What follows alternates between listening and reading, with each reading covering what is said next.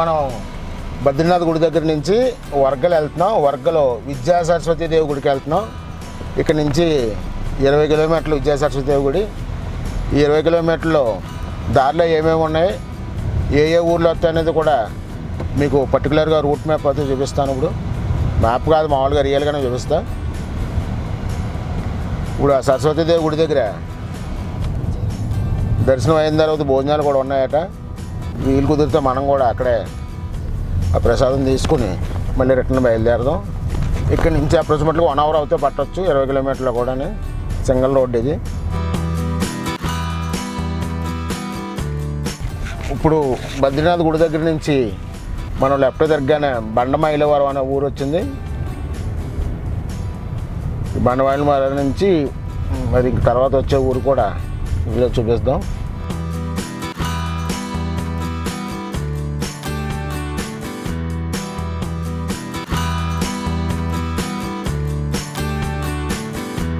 ఇప్పుడు మనం బండమైలవరం దాటిన తర్వాత కొత్తూరు, కొక్కొండ దాటాం.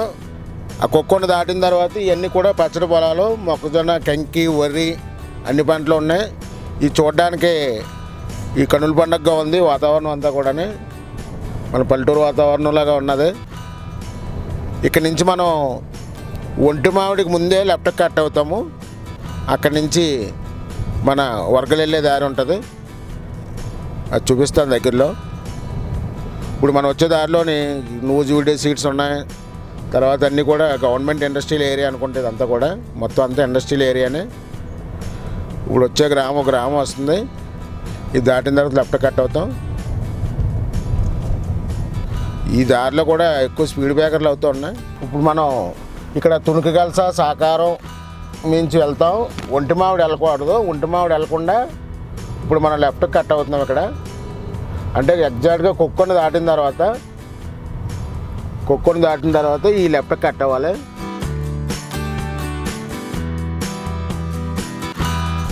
ఇది వర్గలు వెళ్ళే దారి. ఇది మెయిన్. ఇక్కడ చూసుకుని వెళ్ళకపోతే వేరే రూట్కి వెళ్ళిపోతారు. ఇదే సెంటర్ పాయింట్. చూడండి, మీకు ఇక్కడ ఆనవాళ్ళు ఏంటంటే ఈ స్టోరేజ్ది ఈ ఫ్యాక్టరీ ఉంది. ఇది కోల్డ్ స్టోరేజ్ది. ఇది గుర్తుపెట్టుకోండి వర్గలు వెళ్ళేవాళ్ళు. ఇది మేడ్చల్ నుంచి వచ్చే వాళ్ళకే దారి. ఇది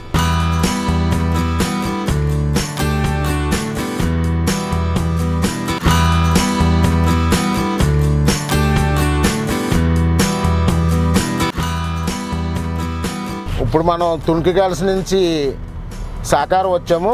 ఈ రైట్ సైడ్కి వెళ్ళిపోతే ములుగు వెళ్తుంది. అట్ట వెళ్ళకూడదు. మనం ఇలా సాకారం లెఫ్ట్లో మనకి కొన్ని ఈ గోడౌన్స్ కనపడుతున్నాయి. ఇది ల్యాండ్ మార్క్ కింద పెట్టుకోవాలి. ఇప్పుడు సాకారం నుంచి వెళ్ళాలి మనం అవుతాయి. ఇప్పుడు ఈ గోడౌన్స్ కాడ నుంచి రైట్కి వెళ్తే ఇప్పుడు మనం వెళ్ళేది సాకారం ఊర్లోకి వెళ్ళకుండా రైట్ సైడ్కి వెళ్తున్నాం మనం వర్గలో. ఇది సింగిల్ రోడ్డు ఉంది.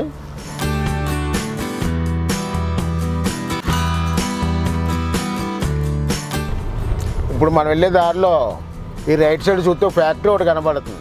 అది రైస్ మిల్ అనుకుంటాను, అది బాయిలర్ రైస్ మిల్. ఇక్కడ నుంచి రోడ్ అవుతుంది, సింగిల్ రోడ్డే.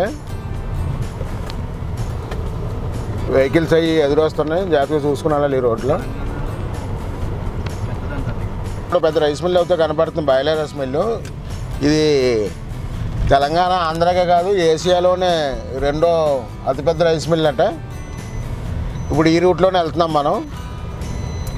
అంటే సాకారం వెళ్ళదు, ఈ షార్ట్కట్ నుంచి వెళ్తున్నాం మనం.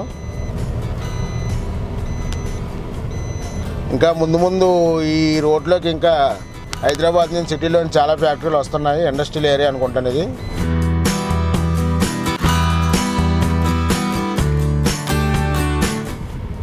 ఇప్పుడు మనం ఆ బోర్డు కనిపిస్తుంది కదా, వర్గలో అవుతూ వచ్చేసాం మనం. ఇక్కడ నుంచి ఇక్కడ చూడండి, ఇక్కడ కొంచెం కన్ఫ్యూజ్ అవుతారు. ఆ వర్గల బోర్డు నుంచి లెఫ్ట్కో దారి ఉంది, స్ట్రైట్గా ఉన్నది రైట్కి. ఈ రైట్గా అవుతే వెళ్ళాలి మనం. ఇక్కడ ఒక బోర్డు అయితే కనిపిస్తుంది, భారత్ పెట్రోల్ పంప్ అని. ఇక్కడ నుంచి మన ఎదురున్న కారు వెళ్తుంది ఈ రూటే. చూడండి, మనకి రైట్ సైడ్ కనపడుతుంది సరస్వతీదేవి గుడి కొండపైన. ఇక్కడ కన్ఫ్యూజ్ అవ్వకూడదు మెయిన్. అలా లెఫ్ట్కి వెళ్ళిపోతే ములుగుదారి అది. అలా కాకుండా ఈ రైట్కి వెళ్ళాలి. చూడండి, మనకి ఎదురుకుండా కనిపించేదే గుడి, అమ్మవారి గుడి, సరస్వతీదేవి గుడి.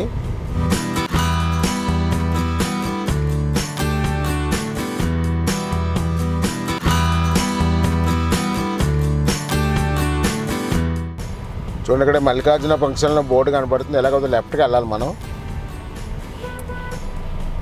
ఇక్కడ అందరూ కొబ్బరికాయలు అమ్మే వాళ్ళు అలా ఆపుతుంటారు, కావాలంటే కొనుక్కోండి కావాల్సిన వాళ్ళు.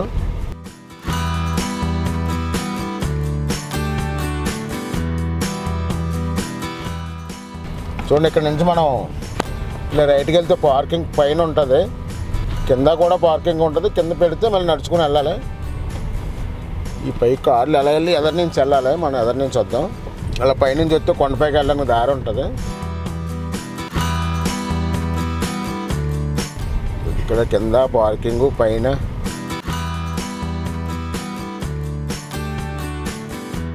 మన పార్కింగ్ అయితే కింద ఉంది, పైన విఐపీలు కనుక్కుంటాను. అది ఇక్కడ ఉచిత పార్కింగే. వరకులో అమ్మవారు సరస్వతీదేవి టెంపుల్కి అయితే చేరుకున్నాం మనం. ఇప్పుడు మనం పార్కింగ్ చేసాము. ఇప్పుడు అయితే మళ్ళీ పైకి వెళ్దాం. ఇక్కడ లోన గుడి ఎంతవరకు తీనేస్తారు ఏంటనేది వీడియో మనం తెలుసుకుందాం. మనం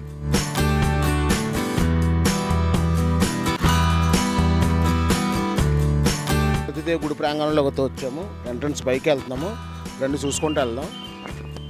ఇక్కడ మెట్లు ఉన్నాయి, ప్లెయిన్ దారి ఉంది.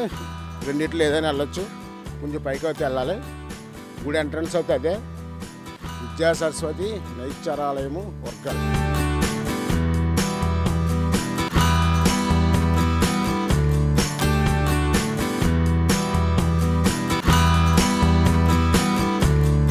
ఇది కంచి కామకోటి పీఠాధిపతుల ఆధ్వర్యంలో నడుస్తుంది ఈ గుడి.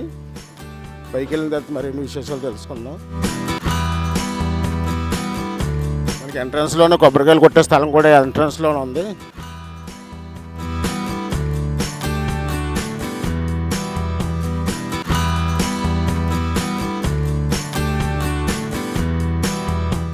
ఇప్పుడు మనం ఈ కొబ్బరికాయ కొట్టే స్థలం నుంచి కొంచెం ఎదురుకెళ్తే గుడి ఎంట్రన్స్లో అవుతాం మనం ఉన్నాము.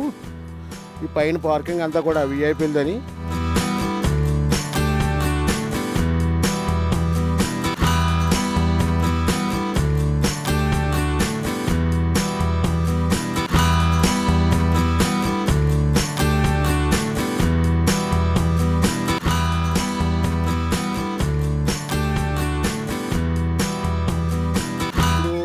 ఎడం పక్కన మనకు బోర్డు అయితే కనిపిస్తుంది.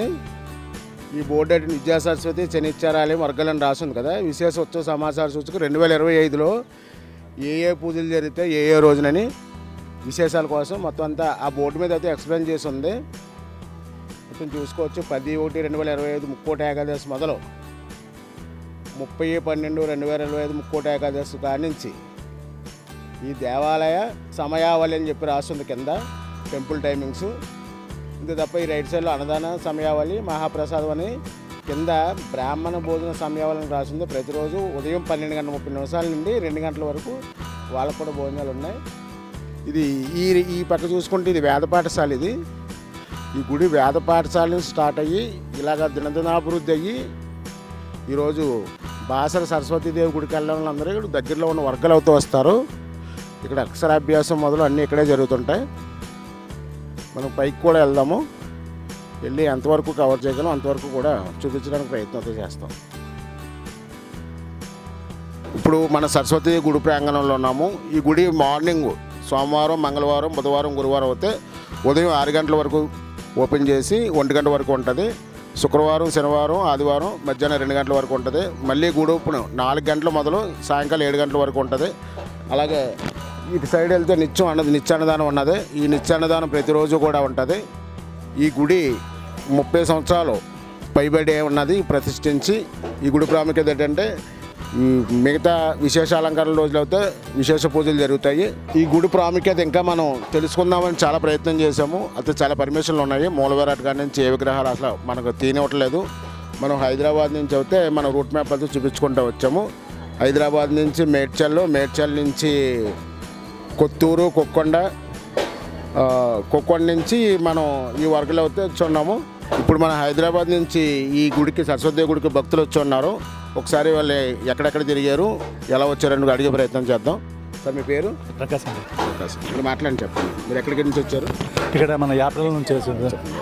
ఇక యాత్రల నుంచి ఎప్పుడే ఎవ్రీ ఇయర్ కమ్యూనిటీ వెళ్తాం. ఆంధ్రప్రదేశ్ వెళ్తేప్పుడు వరగల్ అమ్మగారిని దర్శనం చేసుకుని వెళ్తాం సార్. ప్రతి సంవత్సరం వస్తారు? ప్రతి సంవత్సరం వస్తాం.